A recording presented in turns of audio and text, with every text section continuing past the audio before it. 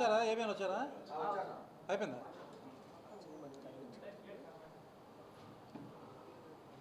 రెడీయా?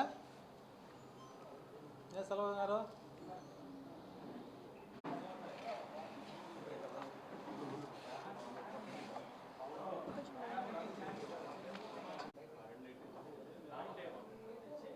ఇక్కడ మీడియా మిత్రులకు, ప్రింట్ అండ్ ఎలక్ట్రానిక్ మిత్రులకు అందరికీ నమస్కారం. మొన్నటి రోజు కరుణాకర్ రెడ్డి గారు అనగానే మినిస్టర్ గారిని, కలెక్టర్ గారిని ఎన్ని మాటలు అన్నారో మీరు అందరూ చూశారు. దానికి ఈరోజు కరుణాకర్ రెడ్డి చరిత్ర నేను చెప్తాను. 1000 మంది చార్లెస్ శోభరాజులు కలిస్తే ఒక కరుణాకర్ రెడ్డి, 1000 మంది డాకు మంగళ సింగ్లు కలిస్తే నీ కొడుకు అభినయ్ రెడ్డి. మీరా మాట్లాడేది తిరుపతి గురించి, కలెక్టర్ గురించి, అనగానే మినిస్టర్ గారి గురించి? మీరు ఒక 1000 మంది చార్లెస్ శోభరాజులు, 1000 మంది డాకు మంగళ సింగ్లు కలిస్తే మీరు, తిరుపతికి పెద్ద దండుపాలెం బ్యాచ్ మీరా మాట్లాడేది? అనగానే మినిస్టర్ గారి గురించి మీకు తెలుసా? కలెక్టర్ గారి గురించి మీకు తెలుసా? సరిగ్గా తెలిస్తే మాట్లాడగలరా? నీ చరిత్ర ఏంది? నీ చరిత్ర మొత్తం ఇతరుల మీద ఆధారపడే బతికిన చరిత్ర నీది. ఎల్ఎంఎల్ వెస్పాలో పోవాలంటే ఎక్కడో ఆగిపోతే, 1 లీటర్ పెట్రోల్ పోసుకోవాలంటే కూడా లేని పరిస్థితి, ఎవరో ఒకరు తెచ్చి పోస్తే బయలుదేరే పరిస్థితి నీది. అట్లాంటి నువ్వు అనగానే గారి గురించి, కలెక్టర్ గారి గురించి మాట్లాడతావా? అనగానే గారి చరిత్ర నీకు తెలుసా? ఎక్కడి నుంచి వచ్చాడో తెలుసా? ఆయన కూచనపూడి నియోజకవర్గం, ఇప్పుడు రేపల్ల కాన్స్టిట్యున్సీ అది. అక్కడ 3 సార్లు వాళ్ళ పెదనాన్న ఎమ్మెల్యే.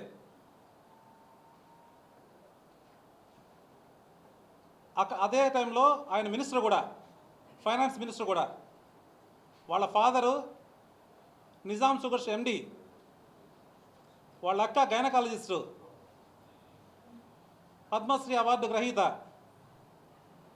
వాళ్ళ అన్నయ్య వచ్చి యుఎస్ సిటిజను. అనగానే గారు స్వయం శక్తితో ఎదిగిన రాజకీయవేత్త, 3 సార్లు ఎమ్మెల్యేగా గెలిచాడు, ఇప్పుడు మినిస్టర్గా ఉన్నారు. నువ్వేం చేసావు? ఎమ్మెల్యే పదవిని దొంగతనంగా తీసుకున్నావు. సుగుణమ్మ గారి దగ్గర నుంచి దొంగతనంగా లాక్కున్నావు 700తో గెలిచానని చెప్పి. ఆ చరిత్ర ఆయనది, ఈ చరిత్ర నీది. దొంగ చరిత్ర నీది. కాబట్టి నువ్వు అందరినీ దొంగ దొంగ దొంగ అంటుంటావు. నువ్వు చేసే పనులన్నీ దొంగవి కాబట్టి నువ్వు దొంగ దొంగ దొంగ అంటుంటావు. నీ కొడుకు దొంగ, నువ్వు దొంగ. నువ్వు దావుద్ ఇబ్రాహిం కన్నా పెద్ద దొంగవి, నీ కొడుకు చోటా షకీల్ కన్నా పెద్ద దొంగ. మీరు దొంగలు. తిరుపతికి దండుపాలెం బ్యాచ్ మీరా మాట్లాడేది? అంతటి చరిత్ర ఉన్నాయని ఇదే మాట్లాడేది నువ్వు? ఇంకా కలెక్టర్ గారి గురించి. కలెక్టర్ గారు ఆయన చిన్నప్పటి నుంచి హాస్టల్లో కష్టపడి చదివిన వ్యక్తి, ఒక ఐఏఎస్గా ఎదిగి ఒక బీసీ కుటుంబం నుంచి వచ్చిన వ్యక్తి. ఆయన పట్టుకొని డాకు మంగళ సింగ్ 1000 మంది డాకు మంగళ సింగ్లు కలిస్తే నువ్వు. ఆయన ఐఏఎస్ అయిన తర్వాత పాడేరులో ఆయన చేసిన సేవలు అడగండి, వీళ్ళు చెప్తారు. తిరుపతికి నువ్వు చేసిన సేవ ఏమన్నా ఉందా? పిల్లికి బెచ్చం పెట్టే వ్యక్తివా నువ్వు? ఏ రోజన్నా కనీసం తిరుపతికి, ఇప్పుడు వినాయక చవితి వస్తుంది, ఏ రోజన్నా ఒక వినాయక చవితి చందా ఇచ్చావా? తిరుపతికి పట్టిన దరిద్రాన్ని నువ్వు, పెద్ద దొంగవి నువ్వు. నీ కొడుకు ఇంకా పెద్ద దొంగ. పచ్చకామర్లోడికి లోకమంతా పచ్చగా ఉంటుందంట, అట్లా వీళ్ళ కంటికి అందరూ దొంగల్లా కనబడతారు. ఫ్రస్ట్రేషన్ తట్టుకోలేక కలెక్టర్ గారు మొన్న పైనుంచి వచ్చిన ఆర్డర్స్తో వాళ్ళ భూములన్నీ తీసుకున్నారని చెప్పి ఫ్రస్ట్రేషన్ తట్టుకోలేక, నిద్ర పట్టక, తిండి లేక వచ్చే మాటలు ఇవన్నీ. నీకు ఇప్పుడేముంది? నువ్వు కనసైకలతో మాట్లాడుతుంటావు చూడు, తల పొగురుతో, తల బిరుస్తూ, అన్నీ సగం దించేస్తున్నావు. ఇంకా మొత్తం పూర్తిగా దించే రోజు దగ్గరలో ఉంది నీకు. కరుణాకర్ రెడ్డి గుర్తుపెట్టుకో. ఏది పడితే నోటికి వచ్చేది ఏది పడితే అది మాట్లాడితే ఊరుకోరు. ఇప్పటికే 62,000తో కూర్చోబెట్టారు. చెప్పాను, మళ్ళీ మళ్ళీ చెప్తాను, తిరుపతి ప్రజలు నిన్ను 62,000తో దేంతో కొట్టారని కూడా చెప్పాను నేను ఇంతకుముందు నీకు. మళ్ళీ మళ్ళీ కొడతారు నువ్వు ఇట్లా మాట్లాడతా అంటే. దానికి కూడా ఉండవు నువ్వు, ఉంచరు నిన్ను తిరుపతిలో.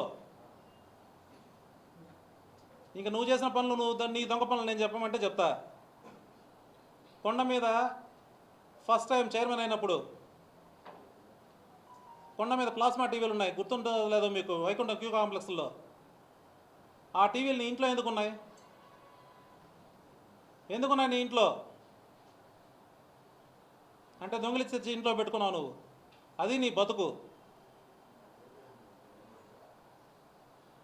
తిరుపతికి గంజాయి దొంగవి నువ్వు, గుట్కాల దొంగవి, భూముల దొంగవి, టీడీఆర్ బాండ్ల దొంగవి, నెయ్యి దొంగవి, పరకామణి దొంగవి. ఇట్లా చెప్పుకుంటూ పోతే గ్రంథాలు రాయాలి నీ గురించి. గ్రంథాలు, బుక్కులు కూడా కాదు, సరిపోవు. తీస్తే ఒక సినిమా, సీరియల్ తీస్తే 365 రోజులు కూడా సరిపోదు. అంతటి చరిత్ర ఉంది నీకు. నువ్వా మాట్లాడేది? ఎక్కడ మీ నాన్న మీ తాత జమీందారులు చెప్పండి? తనపల్లిలో 15 ఎకరాలు, వడమలపేటలో 20 ఎకరాలు, ఎస్వీపురంలో 10 ఎకరాలు, ఎక్కడ పడితే అక్కడ 100 ఎకరాలు, 10 సంఖ్యల ఎకరాలు ఎక్కడి నుంచి వచ్చావు నీకు? ఏం చేసావు నువ్వు? ఏమన్నా కష్టపడ్డావా? మీ తాత జమీందారా, లేకపోతే మీ నాయన జమీందారా, నువ్వు జమీందారా? ఎక్కడి నుంచి వచ్చింది ఇదంతా నీకు? ఒళ్ళు దగ్గర పెట్టుకొని మాట్లాడు. ఈసారి మా అన్నగాని గారిని కానీ, జిల్లాకి ప్రథమ పౌరుడైన కలెక్టర్ గారు కానీ ఏమన్నా మాట్లాడితే సహించేది ఉండదు. ఇప్పటికే నీ దండుపాళెం బ్యాచ్కి ఒళ్ళు ఒక్కొక్కడికి పగులుతూ ఉంది. గుర్తుపెట్టుకోండి. మళ్ళీ మళ్ళీ ఇళ్ల మీదకి మాట్లాడితే ఇళ్ల మీద దాడులకు వస్తాం చేస్తామంటే ఇక్కడ ఊరికే ఉండేవాళ్ళు లేరు. ఇంత ముందులాగా కాదు. ఒక్కొక్కడికి నార తీసి పెడతాం, ఒక్కొక్కడికి. గుర్తుపెట్టుకోండి. ఈ మధ్య మళ్ళా కులాల మధ్య చిచ్చు పెడతాడు తిరుపతిలో. యాదవులంట, ఇక్కడ తోటి యాదవులంతా ఉన్నారు. యాదవులు నేనేదో దూషించినట్టు, నోటికి వచ్చినట్టు తిట్టినట్టు, కులం పేరుతో దూషించినట్టు వచ్చింది. నేను 10th క్లాస్ నుంచి, నాకు ఊహ తెలిసినప్పటి నుంచి, ఇక్కడ పాత వాళ్ళు ఎవరన్నా ఉంటే అందరికీ తెలుసు, ఊహ తెలిసినప్పటి నుంచి పెద్ద కాపీలో పెరిగినా నేను. తోటి యాదవులతోనే ఒక కుటుంబం లాగా, సొంత కుటుంబం లాగా పెరిగాం. ఇప్పటికీ నాకు యాదవులే మిత్రులు. ఎంత క్లోజ్ ఫ్రెండ్స్ అంటే అంత క్లోజ్ ఫ్రెండ్స్ నాకు వాళ్ళు. నువ్వు తిడతావు ఇంకా. నీ ఇంటికి వస్తే తిరుపతి బలిజ నాకుడుకులని, యాదవ నాకుడుకులని, కమ్మ నాకుడుకులని లెక్కలేనితనంతో తిట్టేది నువ్వు. అది తిరుపతి ప్రజలందరికీ తెలిసే నిన్ను 62,000తో ఓడించారు. నేనుగా తిట్టేది. నేను తిట్టినట్టు ఎక్కడన్నా ఉంటే నిరూపించు. నేను దేనికైనా సిద్ధం, ఏ శిక్షకైనా సిద్ధం నేను.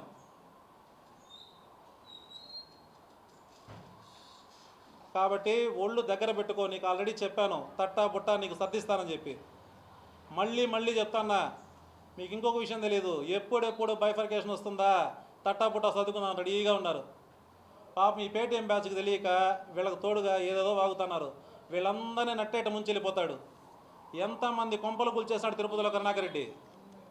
ఎంతమంది కొంపలు కూల్చేసినాడు? కరుణాకర్ రెడ్డిని నమ్ముకున్న వాళ్ళు ఎంతమంది నాశనం అయిపోయినారు? మొత్తం చిట్టా చెప్తా నీకు ఇంకో రోజు, ఫ్యామిలీలతో సహా. ఎవరెవరు చనిపోయారు, ఎవరెవరు ఎత్తిపోయారు, ఎవరెవరు లాస్ అయిపోయారు కరుణాకర్ రెడ్డి నమ్ముకోనని చెప్పి.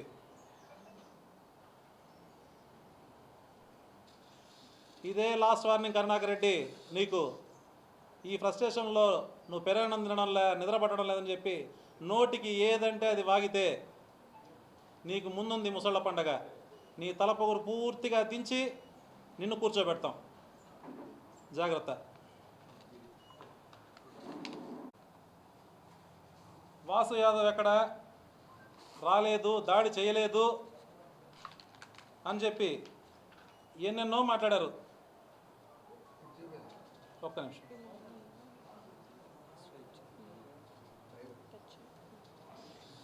చూడండి, మీరే చూడండి. వాసు యాదవ్ ఎక్కడున్నాడు? ఇది రాజేష్ ట్రావెల్స్, ఇది రాజేష్ ట్రావెల్స్. వాసు యాదవ్, సునీల్ ఇద్దరు. అంటే ఇక్కడ పక్కన ఇటు నుంచి ఇటు లోపలికి వచ్చారు, ఇంటి ముందుకు వచ్చారు. ఇది వచ్చి ఇక్కడ గొడవ జరిగిన తర్వాత మళ్ళీ తబున్కి వెళ్ళిపోయాడు వాసు యాదవ్. చూడండి, మీరే చూడండి ఎన్ని నిమిషాలు ఉన్నాడు అక్కడ. అక్కడ లోపలికి వెళ్ళాడు, 5 నిమిషాలు అక్కడే ఉన్నాడు. ఇక్కడ మళ్ళీ అంత సద్దుమనేదాకా వెళ్ళిపోయాడు. ఇక్కడి నుంచి ఫస్ట్ వెళ్ళిపోయాడు. ఇక్కడ దాడి ఎప్పుడైతే మా మీద దాడి చేస్తా మా వాళ్ళు అప్రమత్తం అయ్యారో ఇక్కడి నుంచి వెళ్ళిపోయేసి తబూన్ దగ్గర ఉండి, తబూన్లో ఒక 5 నిమిషాలు 6 నిమిషాలు ఉండి అక్కడి నుంచి మళ్ళీ బండి తీసుకొని బయలుదేరుతాడు. నేను పోలేదు, నేను పంపించలేదు. ఏంది మరి ఇదంతా?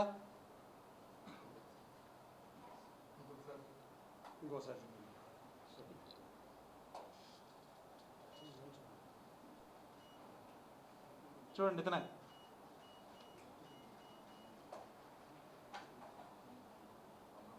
కాణిపాకం పోయి ఒట్టేస్తాడు కదా. సిగ్గుందా పోయి కాణిపాకం ఒట్టేసేదానికి? ఆ రోజే చేయగలింది. దేవుడు ఒప్పుకోలే, రే ఆయన అబద్ధం చెప్తున్నారు అని చెప్పి. ఏం పని అదే టైంలో నీకు? ఇక్కడ 12 నుంచి 12 మధ్యలోనే గొడవ జరిగిందంతా. 11:55 నుంచి వెళ్ళిపోయాడు. అక్కడ ఉన్నాడు, మొత్తం అక్కడి నుంచి సర్దుకొని వెళ్ళిపోయేసి మళ్ళీ నేను లేను ప్రమాణాలు చేస్తాడు. సిగ్గుండద్దు మళ్ళీ దానికి పొలం.